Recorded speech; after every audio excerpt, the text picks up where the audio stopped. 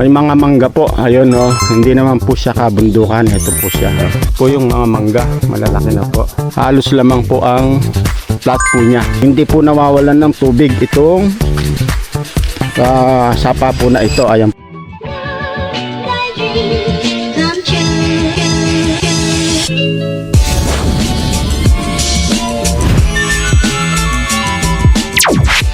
Isang mapagpalang araw po sa atin lahat mga ka-farm, no? Bali nandito po tayo sa bayan po ng Calawag. May bibisitahin po tayo ng property dito po.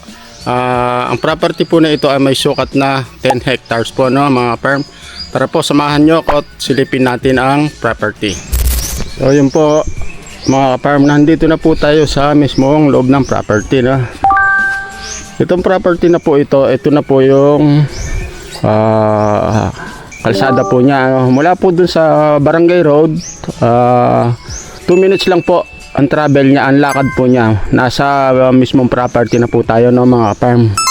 Ito po, ang property po na ito ay marami pa po siyang tanim na nyog, no mga farm. Tapos marami po siyang mga good lumbers. Tapos property po ito po yung pinaka source of water niya na sapa.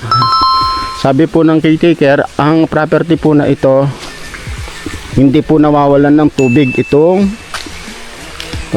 sapa po na ito. Ayan po siya, napakaganda po ng sapa. Ayan.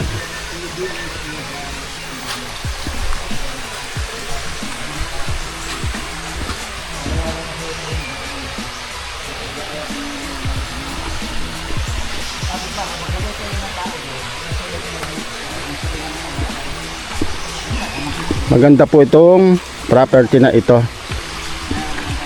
Ayan po.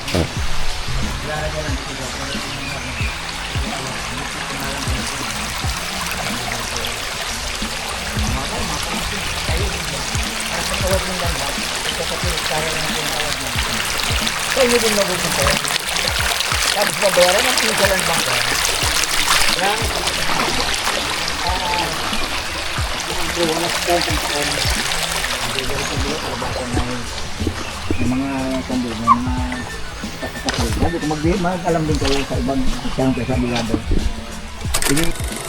So yun po mga ka-farm, no? Ito pong property na ito ay ang tanim na po ng nyug niya pa napapakinabangan nasa 2,000 kapuno pa po, more or less po yun, no? Tapos bukod po ron, marami po siyang hardwoods lumber. Tapos may fruit bearing po siya.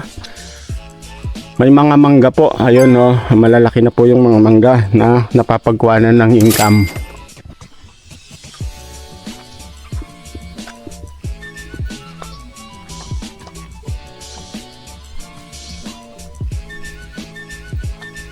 Bukod po doon, ang property po na ito ay hindi siya kabundukan. Ito po ay halos lamang po ang plot po niya. So doon sa dinaanan po natin doon na sakop ng property, halos 100 plot land po siya doon. Ang gawin naman po rito, ito siya, hindi naman po siya kabundukan. Ito po siya. Ayan ho. Makapal po ang nyug niya. Ayan po. At magaganda po ang bunga ng nyug niya ang tanim. Ayan po. Sa mga mangga naman po, ito po yung mga mangga ng property. Malalaki na po.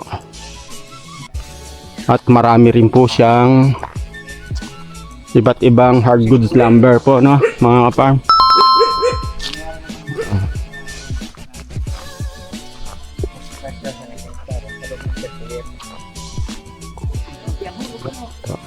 Ibig sabihin yung Ito po yung mga mangga, malalaki na po.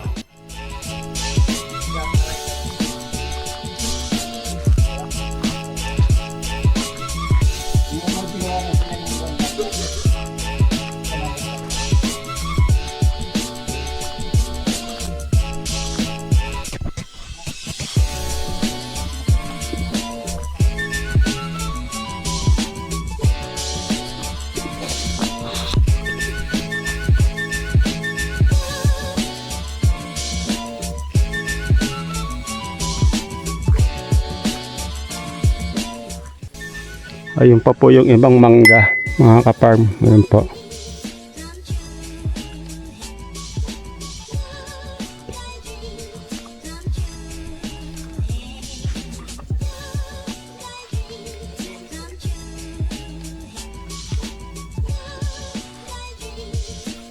Ito po yung kubong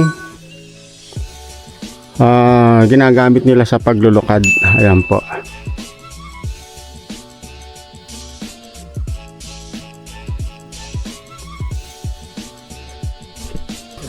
So yun po mga ka-farm, no.